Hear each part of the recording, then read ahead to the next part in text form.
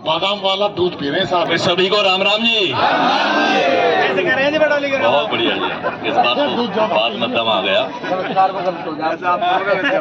भाई बीरपाल चंदीला जी, भाई रोहतास जी, भाई सूरज चंदीला जी, और आज तो यहाँ बहुत ही, मैं कहता हूँ, बड़े धुरंधर लोग आए हुए हैं। बहन आशा शर्मा जी, ये ऐसी एक शख्सियत हैं इस फरीदाबाद की कि जो कभी सर्व कर्मचारी संघ के लिए एक पूरे हरियाणा में क्रांति का नाम से प्रसिद्ध थी, और ये हमारे बीच में मौजूद है, तो मैं बहुत धन्यवादी हूँ। और जो सारा जो रिटायर्ड सर्व कर्मचारी संघ है, श्रीपाल भाटी जी हैं, नरवत जी हैं, यूएम खान जी हैं, तो आप सबका भी बहुत बहुत यहाँ पहुँचने पर शुक्रिया। बुजुर्गों, नौजवान साथियों, माता बहनों, देखिए धरने को आज 161वां दिन हो गया। अब ये वैसे तो एक ऐसा नंबर है कि भाई ये हमारे संघर्ष की पहचान है। इतने समय से, इतने लंबे समय से हम जमे हुए, परंतु इसमें दो तीन चीजें बड़ी शर्मनाक हो रही हैं। वो हमारे एंड पे नहीं है, वो सरकार के एंड पे है कि सरकार का कोई भी कर्मचारी, अधिकारी, कोई नेता आज तक इस धरने के बारे में पूछने नहीं आया कि भाई आप लोग क्यों बैठे हैं। यानी इससे बड़ा मजाक लोकतंत्र में नहीं हो सकता कि कोई व्यक्ति अपना दर्द लेके कहीं बैठा हुआ है और उससे व्यक्ति कोई पूछने भी नहीं आए, तो इससे बुरी बात कहीं नहीं होती। एक तरफ कहते हैं कि लोकतंत्र देश, प्रजातंत्र है। अरे प्रजातंत्र, लोकतंत्र तब होता ना जब आप एक दूसरे की बात सुनते, क्योंकि लोकतंत्र की जो व्यवस्था है वो लोगों के द्वारा लोगों के लिए व्यवस्था है।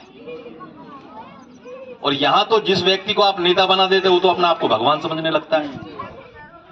तो ये जो भगवान समझने की जो प्रवृत्ति है ना, इसके लिए भी आपको समय आने पर जवाब देना होगा।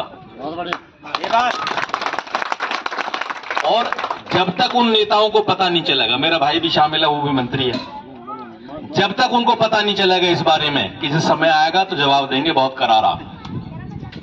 क्योंकि 161 दिन जो बैठे हैं वो सर्दियों में बैठे हैं, कड़कती ठंड में यहां बैठे हैं, आज कड़कती गर्मी पड़ रही है, इसमें बैठे हैं। और मैं एक बात कह देना चाहता हूं कि ये जो त्याग और तपस्या है, ये जो आपका संघर्ष है, ये पूरी तरह से काम करेगा और ये आपके काम आएगा, ये व्यर्थ नहीं जाने वाला।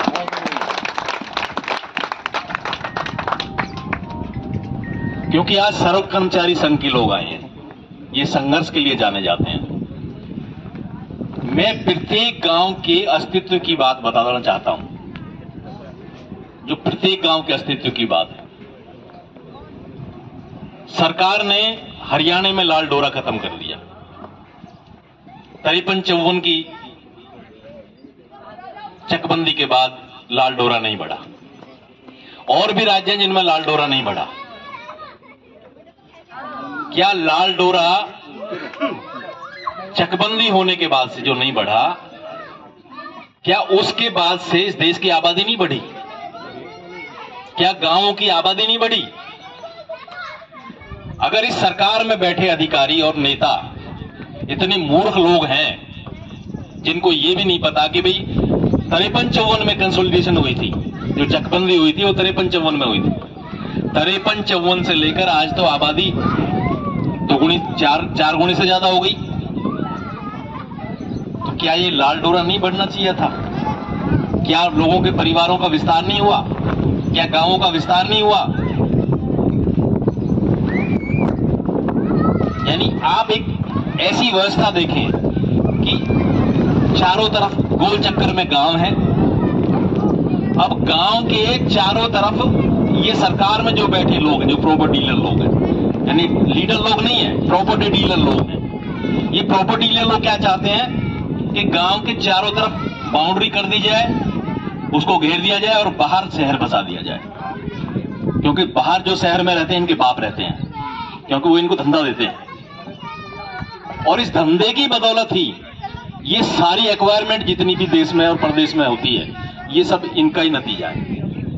आज पूरे देश में आप जैसे जो आंदोलन है, जैसे यहाँ फरीदाबाद में ये आंदोलन चल रहा है, क्योंकि मैं समझता हूं कि ये हरियाणा का ही एक आंदोलन है जहां लोग इतने लंबे समय से धरने पे बैठे हैं। और किसी मामले को लेकर इतने लंबे समय से धरने पर नहीं बैठे हैं लोग।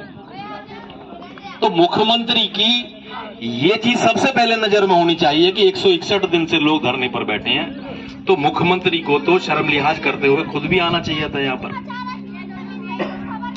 देखिए रोहतास भाई बीरपाल जी, अब हम लोग रास्ता तलाशेंगे कि भी क्या क्या तरीका है इनको और घेरने का। जैसे श्रीपाल भाटी जी बता रहे थे, कहां चले गए भाटी साहब? अच्छा उधर बैठे हैं। तो भाटी साहब बता रहे थे कि भाई अब नए नए तरीके हम लोग निकालेंगे, कि विधानसभा में बात उठाने का तरीका निकालेंगे। देखिए विधानसभा में दो ही लोग आवाज उठा सकते हैं, एक तो वो व्यक्ति जो निर्दलीय एमएलए बना हो, या दूसरा जो विपक्ष का नेता हो। अब विपक्ष का जो नेता है, क्योंकि हमारे पास विपक्ष के जो एमएलए हैं वो आए हैं यहां पर, तो उनके माध्यम से आवाज उठाई जा सकती है, क्योंकि विधानसभा एक ऐसा मंच है जहां तर्क और वितर्क दोनों होते हैं, और वहां पर अपनी जो बात है वो आप प्रॉपर तरीके से रख सकते हैं। तो सबसे जो हमें महसूस हो रहा है कि भाई हमारी कोई आवाज उठाने वाला विधानसभा में नहीं है। भाई एक तरफ आप कहते हैं कि विपक्ष है प्रदेश के अंदर, जब प्रदेश में विपक्ष है, विपक्षी दल का नेता है, तो फिर विपक्ष के माध्यम से हमारी आवाज विधानसभा में क्यों नहीं उठाई जा रही है? इस पे भी हम लोग विचार करेंगे, और जो आने वाला जो भी सेशन होगा उसमें विधानसभा में बात उठवाने का काम करेंगे। उसमें जो करण दलाल जी हैं